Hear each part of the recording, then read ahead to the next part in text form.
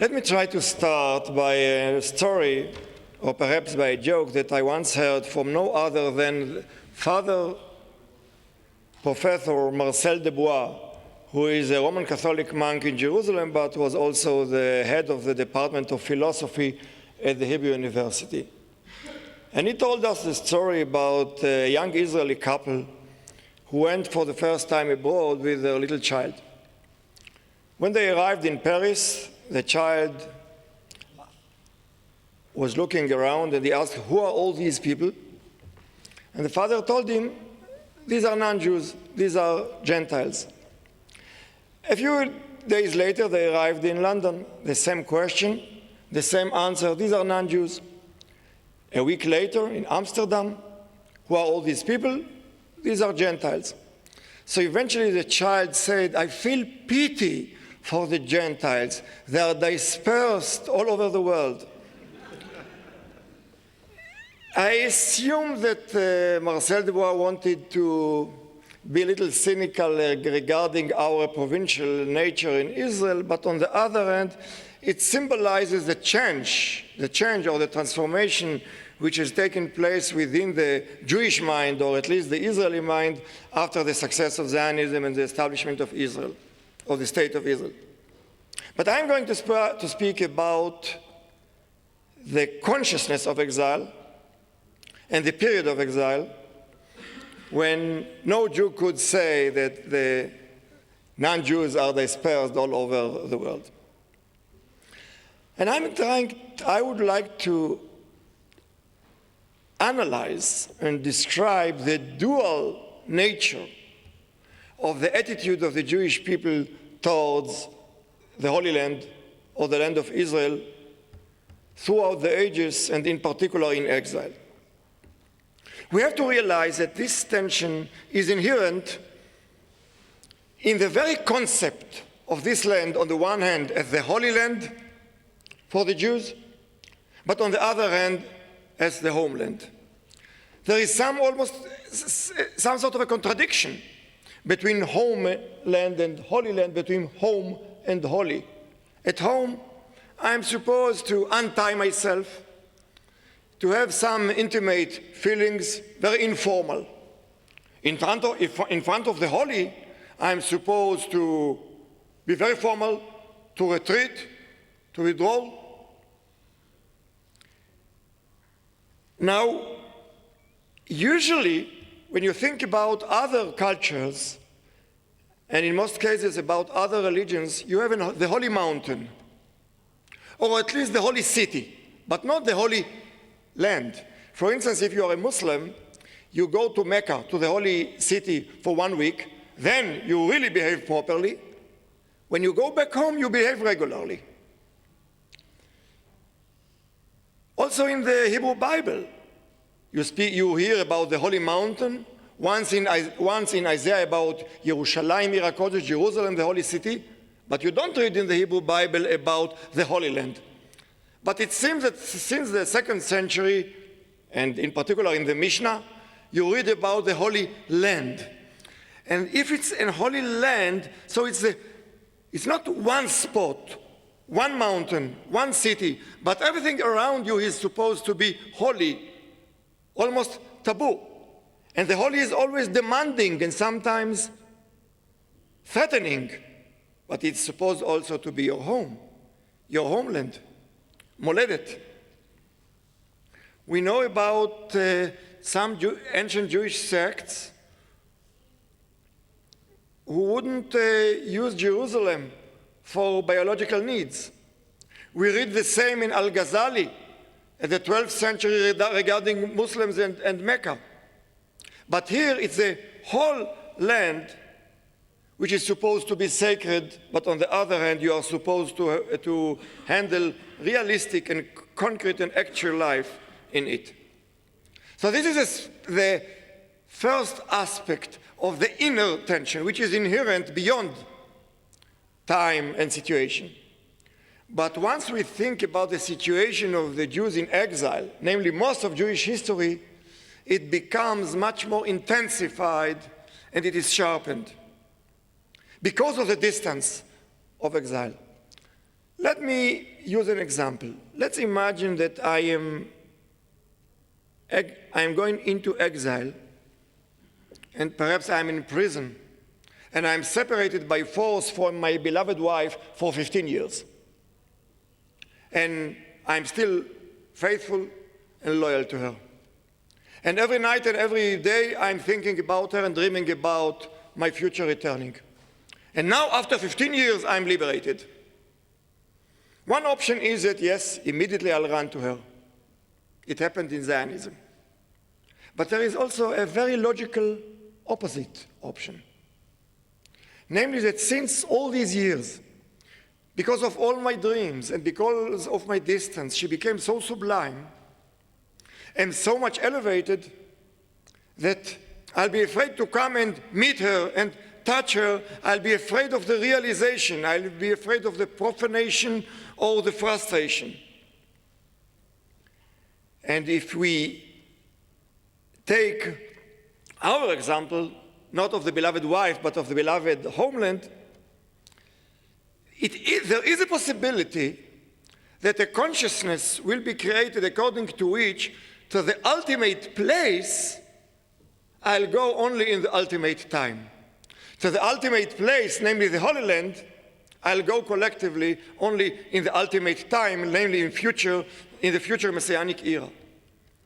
Namely, there is a possibility that the eschatological fear of the religious mind will be developed not only with respect to the future time, but to the concrete place. And if in any case I go there, I dare to go there, it means that I demand for myself a total purification, a total spiritualization, because you cannot go to the holy place within history if you want to behave regularly, normally, only as a kosher, legitimate Jew and not as a pious Jew. So these are the two different aspects of the tension that I would like to try to analyze. On the one hand, the inherent tension of homeland and Holy Land. On the other hand, the tension which was intensified because of the distance of the situation of exile when it was more elevated and became more and more sublime. According to my impression, this question or this dual phenomenon has not been analyzed scholarly in the studies about Jewish tradition. But there is one person, accidentally in Haifa, a secular Jew, the author Aleph Bet Yehoshua, who felt it. Aleph Bet Yehoshua, in some of his writings, but in particular in his Hagolah HaPitaron HaNeuroti, Exile as a Neurotic Solution, Aleph Bet Yehoshua analyzed, he felt it. He's not a scholar, but he's very sensitive. But according to his description, it is supposed to go as follows. On the one hand, on the conscious level, Jews have been attracted to the land. Longing, love, fascination. This is on the very conscious level. But subconsciously, there was a fear of the encounter or the confrontation with the Holy Land within history. So whenever there is a tremendous gap between your conscious level, love and longing, and your subconscious level, namely fear and retreat, a neurosis is created. And in the paper that Professor Rosen was kind to mention, I was trying to liberate the Jewish people from the neurosis. Namely, I was trying to claim that also the fear was conscious. That I have at least 100 texts, especially from medieval times, in which consciously and explicitly this fear is analyzed and portrayed. I will use today only 3 such texts, very radical and very extreme. Perhaps the most extreme that almost the most extreme that I have in front of myself, but I'll try at least to illustrate the problem by these 3 texts. But let me first of all try to approach it now not only from the particular Jewish point of view, but from the, if you wish, the universal religious point of view. Mircea Eliade, perhaps the professor of religious studies in the previous generation, was trying to describe or portray the very process of sanctification in the religious mind.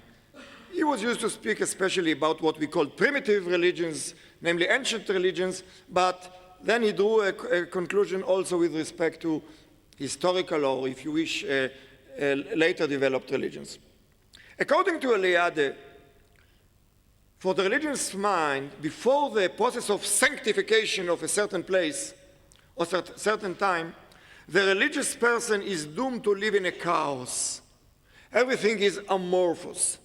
No center, no orientation. Once you sanctify a place which becomes your axis mundi, the center of the world, the metaphysical center of the world, then you endow the whole cosmos with significance or with meaning, because now you have two centers, so if there is center, there is also a periphery. And from now on, you have an order. And now you create a cosmos once you have a center in time or in place. And then you can distinguish between the center and the periphery. His student, who accidentally is a Jew, Jonathan Smith, was trying to add one more layer to it. According to Smith, Eliade is right regarding many cultures. Namely, there are many cultures who try to build their cosmos around an holy place. That they want the permanent, you know, the eternal return, that they would like to dwell in a limited world, a centripetal attitude. But then Smith is arguing there is also another option. There are some cultures, and especially religious cultures, which develop a more open attitude. A religious attitude which is trying to overcome borders and paradoxically to underline the periphery and the scope, to underline the possibility of creating new options and new sanctifications. According to Smith, in a local religion, the place is a central religious category. But in a religion in exile in particular, there is some sort of a freedom of the place when you develop the idea of utopia, no place, and not only an eternal return to the place. Now I can say that you can find in exile Judaism many examples to it when Jerusalem or the Holy Land was spiritualized, sometimes neutralized, sometimes allegorized. When, for instance, if it's written, "En הנבואה שורה אלא בארץ ישראל," prophecy can dwell only in the land of Israel. So by some sages in the medieval times, it meant not the land of Israel, but the land, namely the body of Israel. Namely, wherever a Jew is going, he or she can become potential prophets, because prophecy can dwell only in the land of Israel. This is my land. And wherever I go, I take sanctity with me. Or for instance, the righteous person is the land of Israel. I quote in Hasidism, or in those of you who are familiar with the present Lubavitch Hasidim, Aseh kan Eretz Israel. Make this place, namely it can be Lubavitch in Russia, it can be New York, make this place the land of Israel. And we can find many such examples of Saloniki was mentioned as second Jerusalem, but also Vilna was portrayed as a second Jerusalem, etc. But I want to go one step further. Eliade, Smith, and now my humble contribution. I would like to ask myself a different question. What may happen if you are in exile and you don't neutralize Jerusalem and you don't spiritualize the conquered land of Israel? The center is present in your mind existentially and theologically. And according to your commitment and religious belief, there cannot be an alternative. And there cannot be another realization. And the holy place, the holy land, the holy city, the holy mountain are still present in your mind, and they are demanding and threatening in their elevated situation.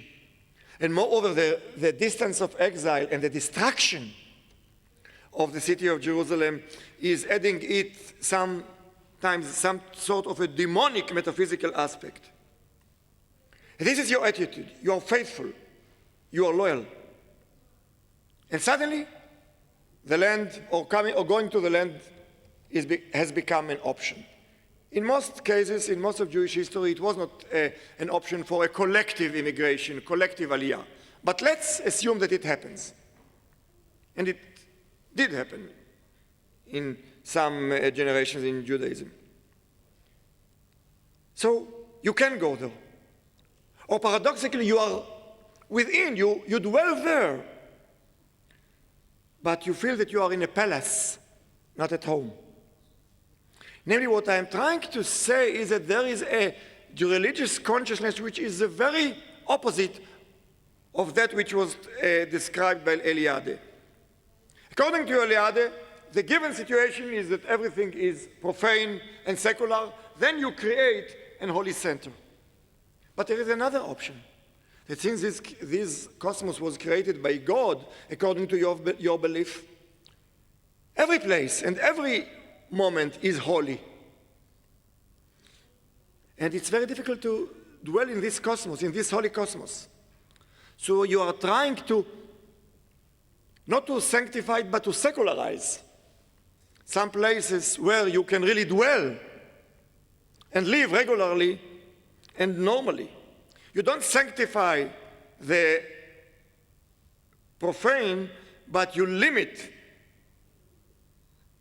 sanctity because you want a normal life. And I would like to claim that it has happened to many Jews in exile. Yes, Jerusalem is holy, but let's limit holiness to Jerusalem and the Holy Land. And let's make Greece and Poland and Morocco normal places where God is not present everywhere in every spot, and there you can live regularly and normally. And because of it, because of the fact that you elevate Jerusalem, the Holy Land, you can make it, it is still on the mountain, but you develop your life in exile as normal and regular life. I'll give you one very vivid example. In the 2nd century of Hasidism, 18th century, the Maggid Memezrich, he says that sometimes it is easier to get the Holy Spirit or to hear the voice of the Lord in exile much more than in the Holy Land. How come? If you want to meet the king, he says, if you want to meet him in his palace, nobody would allow you, and you have to go through so many halls and so many guardians, and eventually if you meet him, you are so much afraid that you will not be able to speak. But let's imagine that the king and his servants are going, to the forest, letzayid. How do you say tzayid? To hunting, thank you. And he is in his very simple and regular dress. And then you can jump and speak to the king and ask him something. So paradoxically, because of the fact that in exile, outside of the Holy Land, God, namely the king, is not in his palace, it's easier to approach him. But in Jerusalem, who can approach the king? So now I'll go back to Judaism. After trying to locate the problem in more universal terms.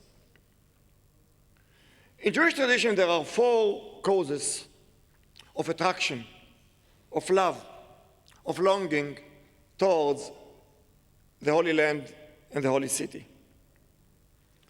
One is very simple. Namely, there are many commandments, religious commandments, that can be fulfilled only in the Holy Land. So once a Jew is living, a religious Jew, has been living outside the Holy Land, he or she, they could realize their religious life only partially. only some fragments of it. So you are attracted to go to the Holy Land to achieve richer religious life. Try to imagine, for instance, that a Jew could sleep every week from Friday afternoon until the end of Saturday. I assume there is no religious prohibition against it, but certainly since he doesn't have Saturday, namely the holiday, he or she would miss a lot of the intensive religious life since you are asleep on Shabbat and Saturday. The same was conceived regarding the holy, not only the holy time, but the holy place. If you miss it, many significant parts of your religious life cannot be realized, implemented, and fulfilled. The second cause of attraction, and in a minute I'll show that every cause or reason of attraction has become also a reason and a cause for retreat and fear and distancing yourself from it. But first of all, the four causes or reasons for attraction. So I mentioned mitzvot atluyot ba'aretz, the commandments that can be fulfilled only in the land. Secondly, the very simple religious attraction towards the holy, towards the sacred.